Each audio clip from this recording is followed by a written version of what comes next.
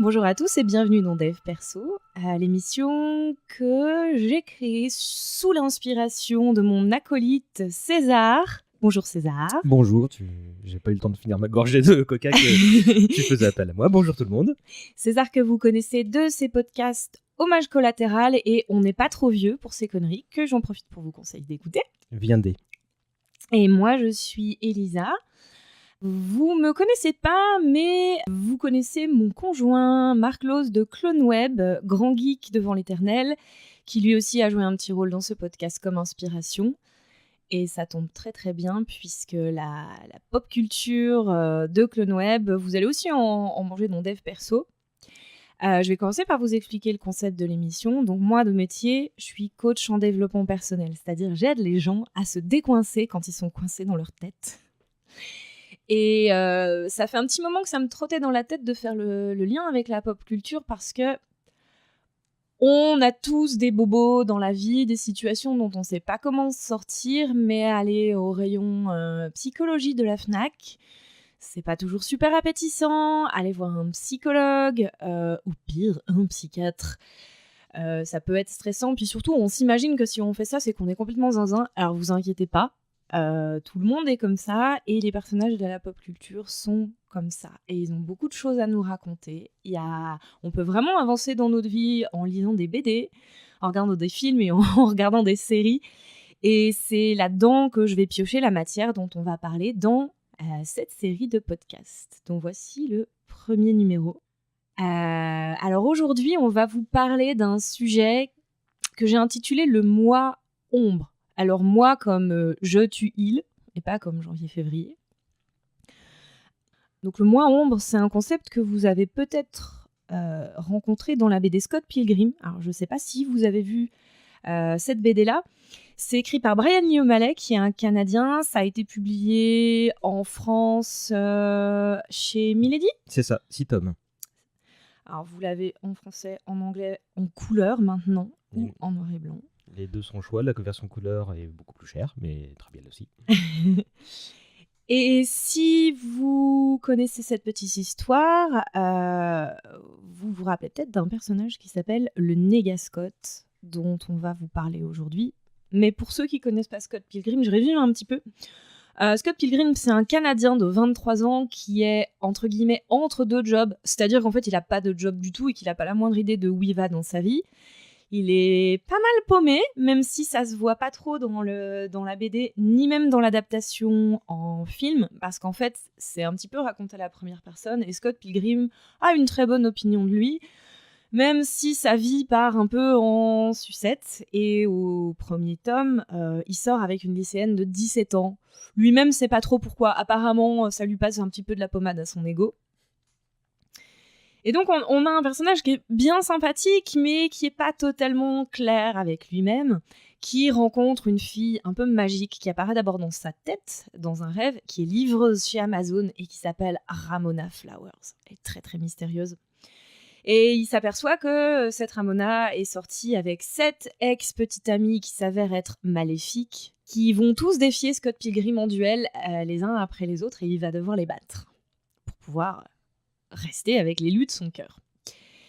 Et au tome 4, Scott Pilgrim rencontre une ex-petite amie de Ramona qui s'appelle Roxy. C'est pas très très important pour ce qu'on va vous raconter aujourd'hui, mais cette fameuse Roxy revient des États-Unis retrouver Ramona au Canada et elle est hébergée par elle pendant une soirée. Quand Scott Pilgrim réalise ça, il s'imagine des trucs, il s'imagine que Ramona veut peut-être ressortir avec Roxy. Il se fige, ses orbites s'agrandissent. Et de l'arrière-plan, on voit jaillir le personnage dont on va parler aujourd'hui, qui est le Négascott.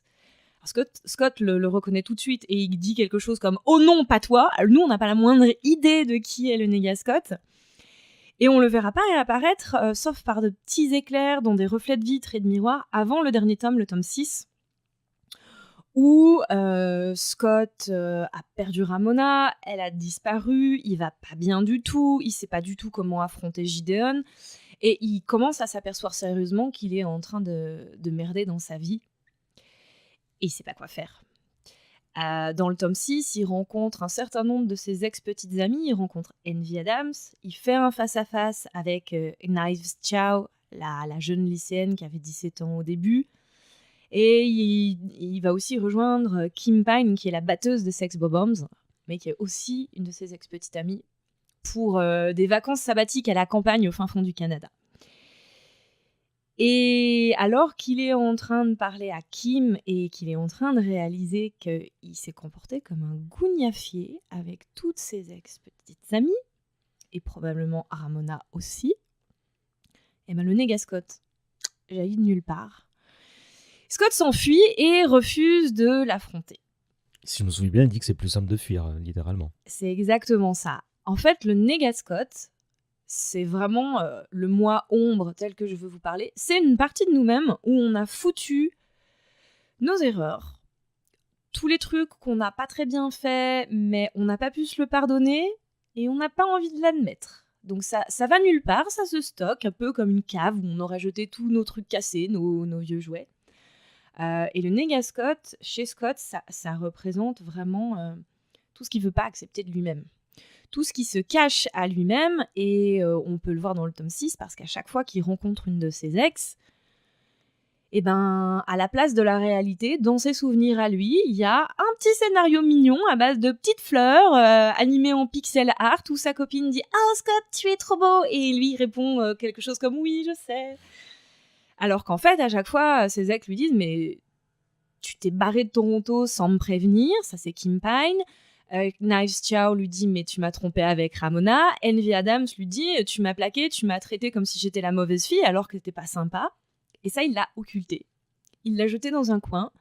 Et quand les choses se sont pas passées aussi facilement qu'il croyait avec Ramona, tous ces trucs-là ont été réveillés et ça a pris la forme du néga Scott, donc son moi négatif, qui a qu'une seule envie, en fait, c'est de le tuer. Et réciproquement. Et Scott a pas du tout l'intention de faire face à sa vie.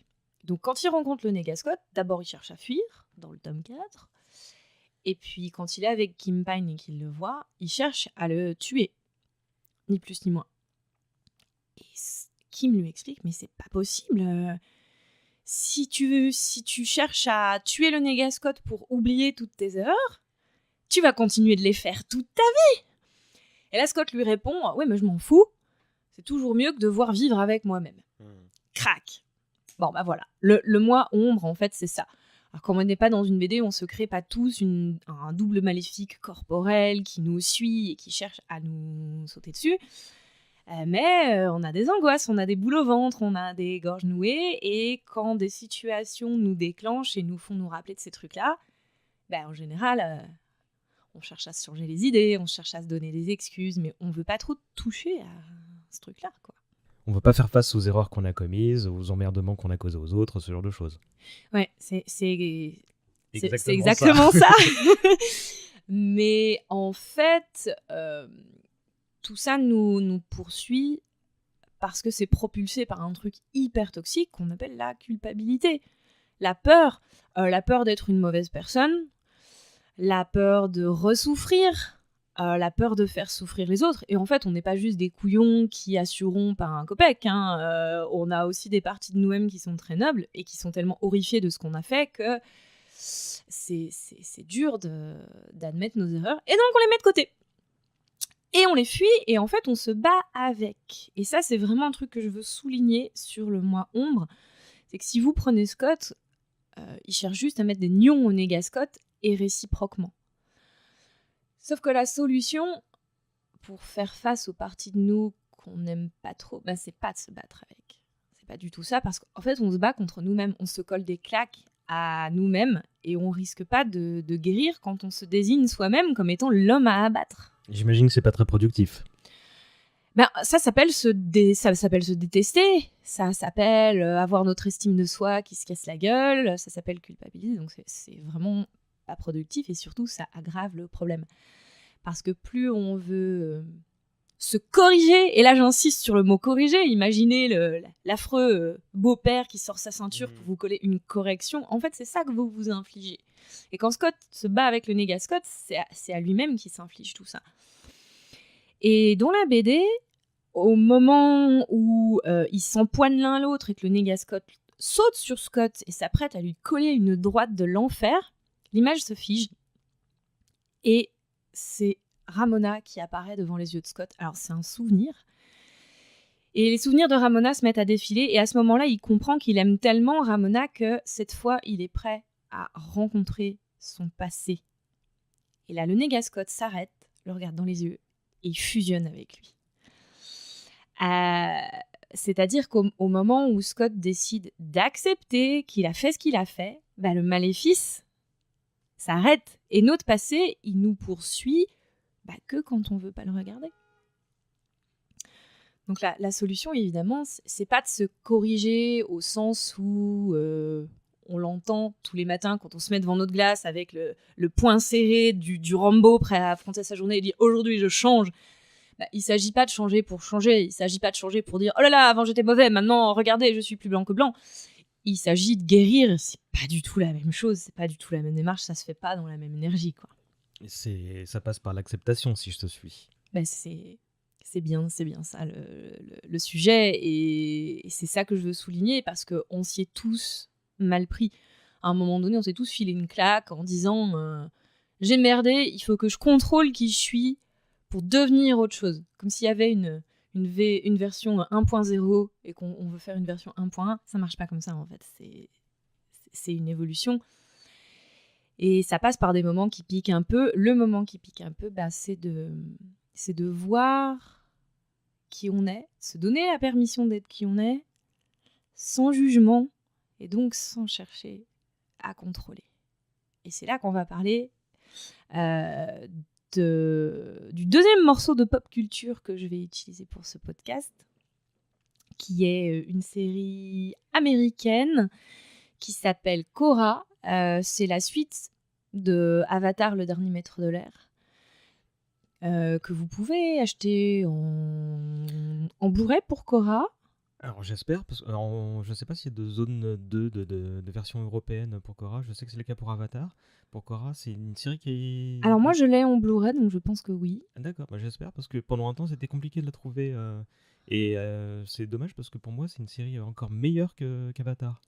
Alors Avatar, c'était sorti sur la chaîne Nickelodeon. Et ça a été traduit en français en dessin animé. On a des DVD, mais je pense pas qu'on ait de Blu-ray. Ça se passe dans un monde de fantasy très inspiré par l'Asie. Il y a un design très chinois, japonais. Et l'idée, c'est que l'avatar, c'est une espèce de personne humaine, mais à la fois surnaturelle, qui est là pour maintenir en quelque sorte l'équilibre de la force entre les 4 nations qui constituent ce monde-là. Et l'avatar a évidemment des pouvoirs, notamment celui d'aller dans le monde des esprits. Et donc Korra, qui se passe une 50aine d'années à peu près après Avatar, le personnage principal, c'est une fille qui a à peu près 18-19 ans, on ne sait pas trop. Et dans la saison 3, elle a vécu quelque chose d'absolument affreux, c'est que le grand méchant de cette saison-là, qui s'appelle Zahir, qui a essayé de la tuer, a pratiquement réussi.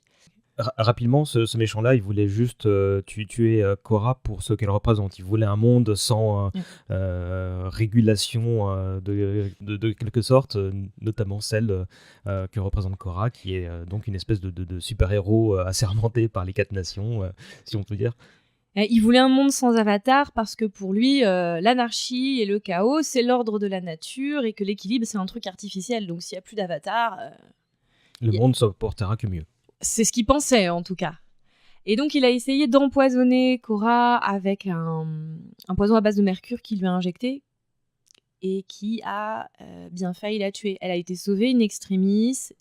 Zahir a pu être arrêté, jeté en prison. Le problème, c'est que la personne qui enlève le poison du corps de Korra en a laissé un tout petit peu sans le faire exprès. Et que elle est bien vivante, mais elle est malade. Elle est très affaiblie, ouais. Très faible. Et au début de la saison 4, elle se sent plus elle-même. Elle n'arrive pas à accéder à ses pouvoirs d'avatar. Elle n'arrive plus à passer dans le monde des esprits et elle peut pas assurer sa mission. Donc elle s'en veut énormément et elle est poursuivie par une espèce de néga Korra qui, pour le coup, est peut-être pas réelle, est peut-être plutôt une vision dans sa tête, alors que le Négascotte est très corporel.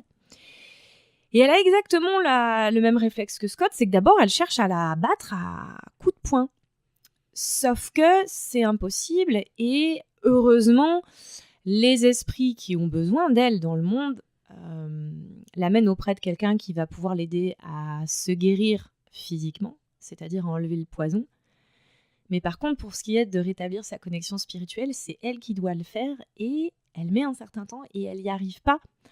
Parce que sa néga Cora représente non pas une erreur, comme chez Scott, mais une peur, qui est la peur de mourir. Et en fait, elle se reproche à elle-même d'avoir pas été capable de se protéger et d'avoir fait que ce méchant ne puisse pas s'emparer d'elle, ne puisse pas lui injecter le poison. Et c'est pour ça qu'elle cherche à être forte, elle se bat, elle va dans une espèce d'arène de combat pour essayer de surmonter sa peur. Et ça marche pas du tout. Elle cherchait à avoir le contrôle, en fait.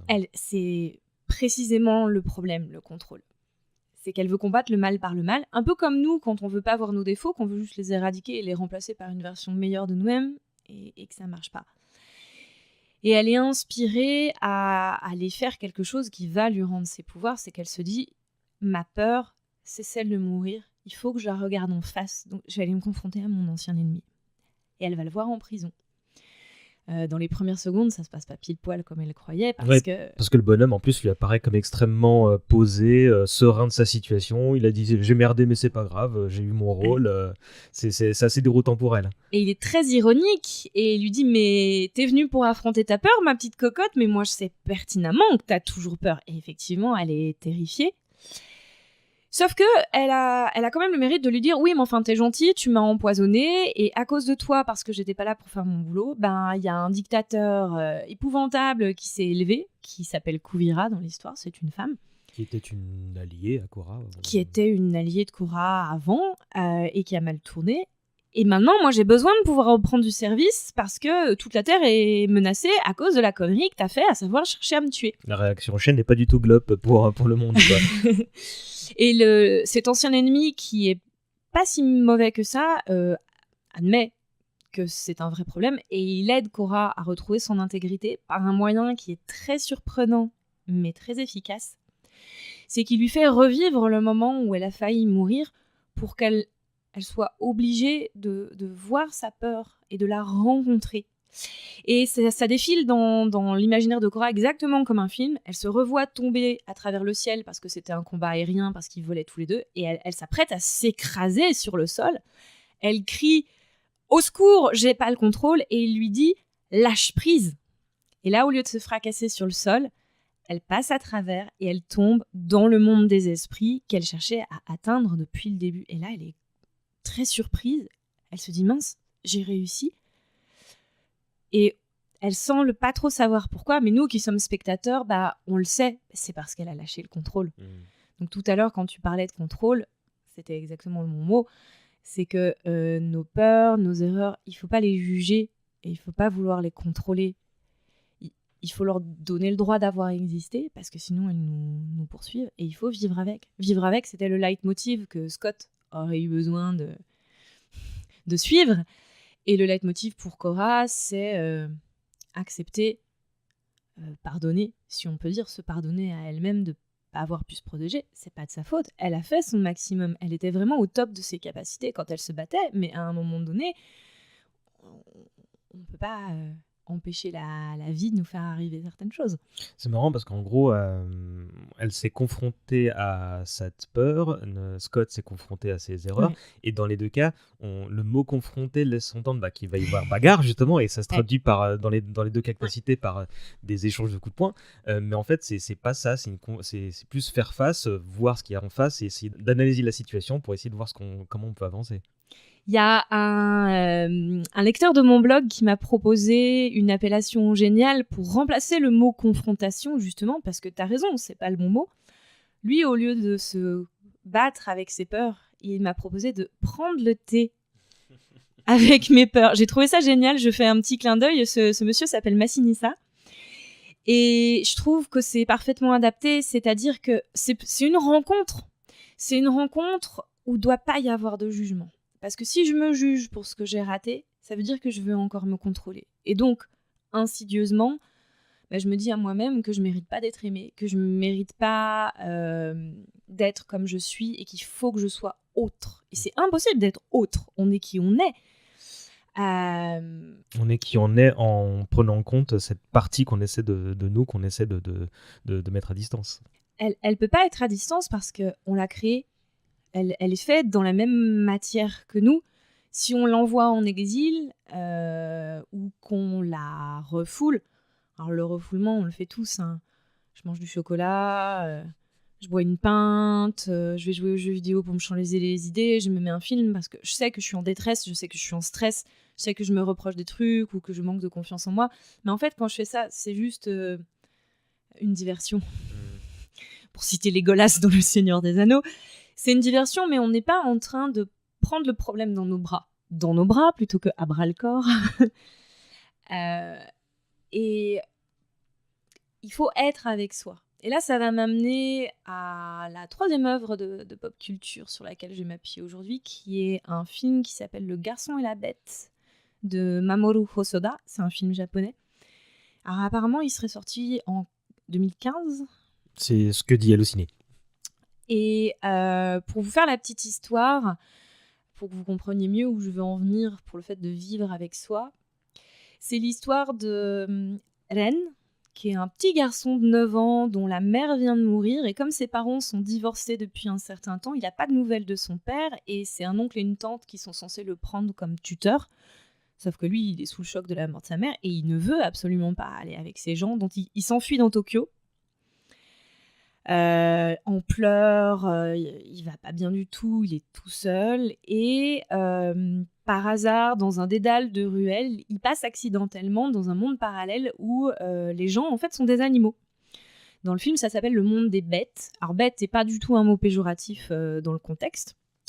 Et il est adopté par un gros ours mal léché qui s'appelle Kumatetsu, qui est, dans ce monde-là, candidat à succéder au seigneur de la ville. Alors, seigneur de la ville, c'est un petit lapin vieux sage avec des fines moustaches qui parle comme ça. Il a un petit côté Yoda.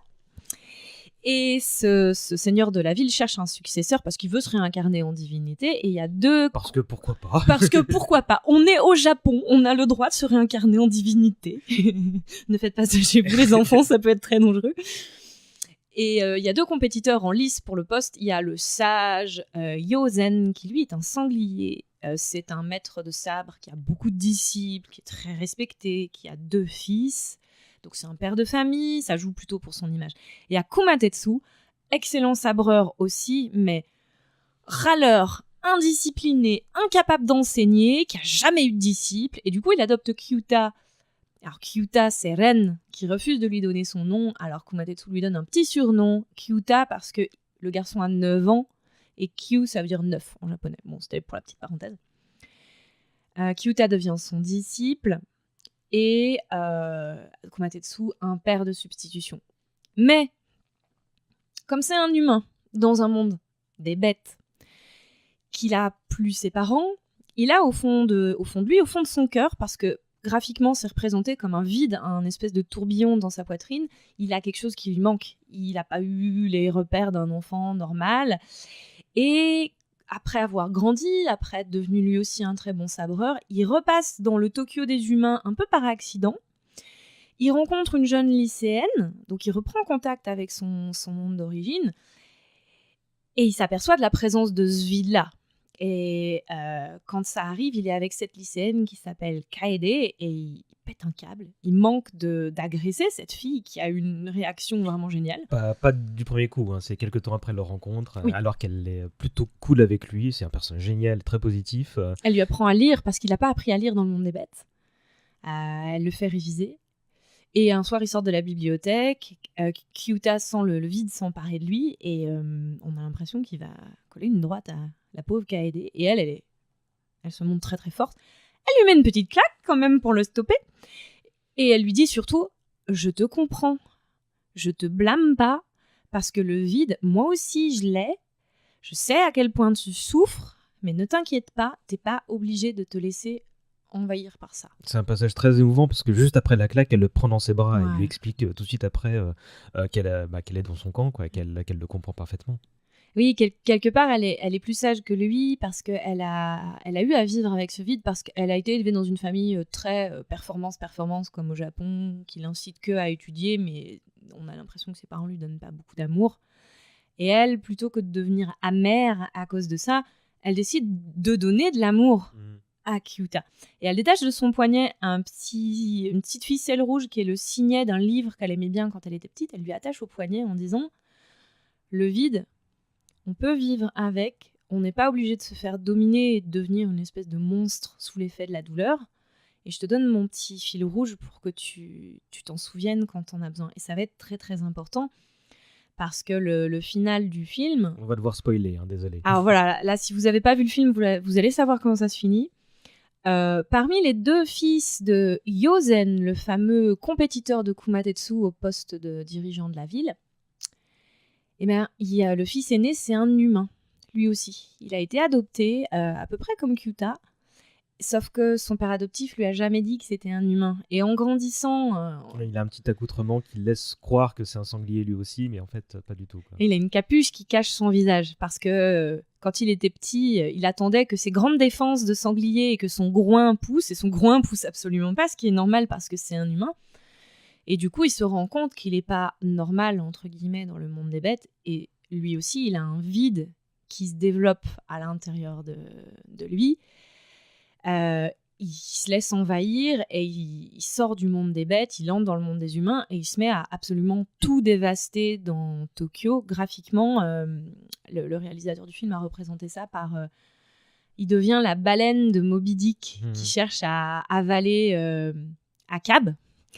Et Kyuta doit l'arrêter parce que sinon il va tout détruire. D'autant qu'il a commencé à foutre le bordel dans le monde des bêtes juste avant, avant de suivre justement Kyuta. Et ce qui permet à Kyuta d'arrêter son homologue humain qui s'appelle Ichirohiko au passage, bah c'est parce que lui il a reçu de l'amour en étant élevé par Kumatetsu, qui est un ours mal léché, mais qui a quand même aussi un gros nounours. Ils le montraient très mal tous les deux, mais ils avaient de l'affection l'un pour l'autre. C'était assez palpable, même si ils se l'avoueront jamais, quoi, les 2 persos. Ils ont trouvé des moyens de se l'avouer. Kaede aussi a donné de l'amour à Kyuta. Et du coup, c'est la puissance de l'amour de Kumatetsu qui prend une forme magique un peu particulière, qui permet à Kyuta d'arrêter Ichirohiko. Alors pour spoiler complètement, Kumatetsu se réincarne en un sabre doré qui rentre dans le cœur de Kyuta, qui rentre dans l'espèce de vide qu'il avait et qui le remplit. Donc le vide, on ne peut pas le vaincre parce que ça sert à rien de se battre, il faut le remplir. Du coup, avec ce sabre magique, Kyuta stoppe Ichirohiko, qui sort de son espèce de transe maléfique, qui se réveille en comprenant que lui aussi, il va devoir vivre avec ce vide et ne pas se laisser envahir. Donc ça nous permet de boucler la boucle un petit peu qu'on avait commencé avec Korra. C'est en fait pas un combat, le processus de guérison contre notre ombre. J'aurais pas dû dire contre. Notre ombre guérit, quand on veut bien lui donner de la place. Parce que le Négascotte ou la Négakora qui nous poursuit, ou ce vide, ce vortex qui nous remplit, en fait, il cherche pas à nous faire du mal. Il cherche à obtenir notre attention. Dès qu'il l'a, dès qu'on veut bien se poser un quart d'heure avec notre émotion de culpabilité, notre émotion de manque de confiance en nous, notre émotion de colère, notre ombre, elle peut arrêter de nous bombarder et elle peut nous transmettre le message. Et le message, ça va être ce que vous voulez. Pardonne-toi, reconnais que t'as blessé quelqu'un, sois fier de toi, t'as pas besoin d'être un surhomme. Le message, il est différent pour chacun d'entre nous et il est différent pour chaque ombre qu'on s'est créée. Et une fois qu'on veut bien l'écouter, la guérison, elle commence directement. En fait, si je te suis, le vide, il a pas besoin forcément d'être comblé. Il a besoin d'exister, en fait. C'est ça? C'est une question intéressante parce que il peut pas être comblé par des choses extérieures. Donc quand on s'impose de changer et qu'on se dit par exemple comme le Rambo là dont je parlais tout à l'heure, je dois être plus fort, on cherche à remplir notre vide avec de la performance. Par exemple, en n'ayant plus les mains moites quand on fait des présentations au boulot, ou en décrochant la première place de notre concours de cartes Magic, ou de ce que vous voulez, ou notre tournoi d'escrime. Là, il faut pas se leurrer. Vous pourrez jamais remplir le vide qui est dans vous par des choses qui viennent de l'extérieur de vous. Donc le vide, c'est effectivement en se remplissant qui guérit, mais il faut pas le remplir en le bourrant.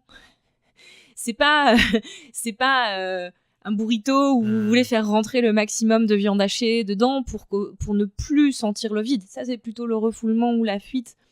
Ce que vous avez à faire, en fait, c'est effectivement de le prendre sous le bras, comme un copain, être avec votre Negakora, votre Negascot ou votre vide, lui laisser de la place, et plus vous l'écoutez, sans le juger, plus vous vous donnez de l'amour au moment où vous ressentez toutes ces émotions, plus la plaie se referme toute seule, en fait. Et donc, c'est pas du tout le type d'effort qu'on croit qu'il faut faire, puisque c'est pas un effort pour devenir meilleur au sens plus juste, plus performant, plus honnête, non. C'est devenir meilleur au sens s'aimer plus tel qu'on est. Être sincère avec soi-même. Oui, être sincère parce que on se cache plus. On cache plus nos défauts comme Scott le faisait. Mais c'est très important de ne pas se juger parce que le jugement, c'est le rejet. Et tout ce à quoi on résiste persiste. Et là, votre Negascot, il vous court après, vous faites des cauchemars, vous répétez les mêmes erreurs inlassablement, juste parce que vous n'avez pas assez voulu les voir, quoi, les rencontrer, prendre le thé avec. Pendant l'élaboration de ce pilote, tu avais aussi évoqué une autre œuvre qu'on a volontairement écartée pour pas que l'émission dure 3 heures. Mais je pense que c'est intéressant de la name dropper juste pour expliquer un peu le contexte et en quoi il est un tout petit peu différent. C'était Terre et Mer. Oui, alors le Terre et Mer là, qui m'a aidé à construire mon discours, c'est l'adaptation cinéma par Goro Miyazaki, donc par le studio Ghibli, des livres d'Ursula Le Guin qui s'appellent Terre-Mer. Alors, chez Le Guin, c'est 3 livres. Miyazaki l'a condensé en 4. un seul... 4 livres. Merci César. Ça, c'est notre petit spécialiste éditorial. Chez Miyazaki, il n'y a qu'un seul film, donc c'est très, très condensé. Et ce qui était intéressant dans cette œuvre-là, c'est que le moi ombre est inversé. Parce que le personnage, le héros du film qui s'appelle Aren, il s'est coupé en deux, mais la partie qu'il a rejetée, c'est sa partie saine, c'est la partie de lui qui contient l'amour, l'acceptation et la gentillesse. Et du coup, le héros qui se balade à travers tout le film, c'est celui qui est sombre, désenchanté, qui a tué son père. Et à la fin, il refusionne. Ça se passe différemment que dans Scott Pilgrim.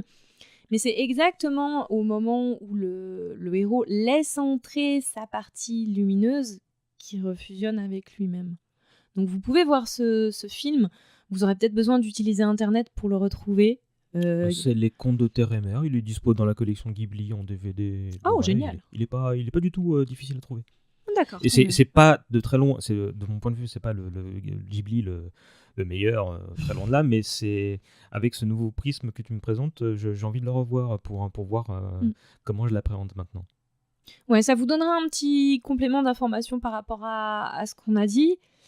Et du coup, pour vous amener vers la conclusion de ce podcast, quand on prend le thé avec notre partie sombre, avec notre néga nous-mêmes ou avec nos démons, et qu'on les côtoie régulièrement, à la fin, ils refusionnent avec nous. Et on a vraiment l'impression, pour le coup, de faire un level up de jeu vidéo où on reçoit un réceptacle de cœur parce qu'on se sent beaucoup plus fort et on voit que c'est une force qui dépend pas de nos performances ou de nos succès ou de nos victoires, parce que on va pas se mentir, on s'aime tous très bien quand on performe, mais quand on échoue, on s'aime plus. À chaque fois qu'on fait un level up comme ça, on s'aperçoit qu'on est capable de s'aimer tout le temps et qu'on arrête d'exiger de soi-même de briller, d'être le roi des likes sur Facebook ou le meilleur orateur dans notre boîte. Et là, c'est un renforcement qui est réel et qui est très ancré, très stable. C'est vraiment pas des paillettes. Donc prenez le thé avec vos partissons, vous allez vraiment adorer ça. Alors oui, ça pique. Et dans notre deuxième épisode du podcast, on va parler des moments qui piquent quand on prend le thé. Ça, je vous fais un petit teasing pour la prochaine fois. En attendant, je vais vous laisser avec à nouveau les références des œuvres qu'on a utilisées aujourd'hui. Alors, premièrement, la BD Scott Pilgrim de Brian Lee O'Malley chez Milady, l'éditeur. Il y a aussi le film, mais c'est pas aussi développé, il est très bien, mais c'est complètement différent. Et il vaut le coup, si vous êtes plus film que bouquin, vous pouvez le regarder. Oui, mais il explicite beaucoup moins ce que tu en as dit sur le Negascott et tout ça, donc s'il y a un truc à favoriser dans ton discours, ça reste quand même la BD. Oui, c'est vrai. Et du coup, pour les amateurs d'images qui bougent, vous aurez toujours le dessin animé Korra, donc de Michael Dante DiMartino et Brian Konietzko, produit par Nickelodeon, que vous pouvez acheter en DVD, en VO, avec les sous-titres. Il faut impérativement voir ça, c'est extraordinaire. Ouais, et honnêtement, la VO, ça vaut le coup. L'anglais rend des choses que le français ne rend pas très bien.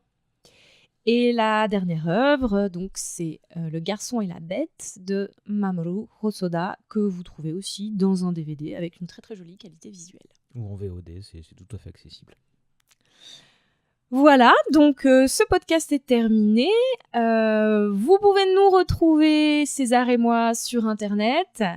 Alors César, rappelle-nous où on te retrouve. Tu l'as dit tout à l'heure, j'ai 2 podcasts, Hommage collatéral qui s'intéressent aux grandes personnalités de la pop culture. C'est des podcasts très longs et il y a le format très court, c'est On n'est pas trop vieux pour ces conneries, où là on parle de Madeleine de Proust avec des gens, et d'ailleurs tu as participé à un numéro. Celui sur Saint Seiya, c'était bien. Et tu reviendras pour un autre, et le prochain épisode sera justement sur Magic. Et toi Elisa, on te retrouve où du coup ? Alors sur internet, vous pouvez consulter mon blog. Il est sur mon site www.rayonne.net. Rayonne comme le verbe conjugué. Vous verrez les rubriques. Il y a la rubrique ressources. Vous déroulez. Là, vous trouvez le blog.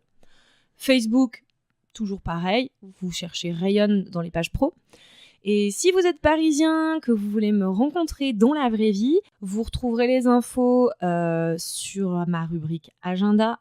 Vous trouverez l'adresse, le tarif et les horaires. Merci beaucoup Elisa. Merci. C'était bien César. comme premier épisode.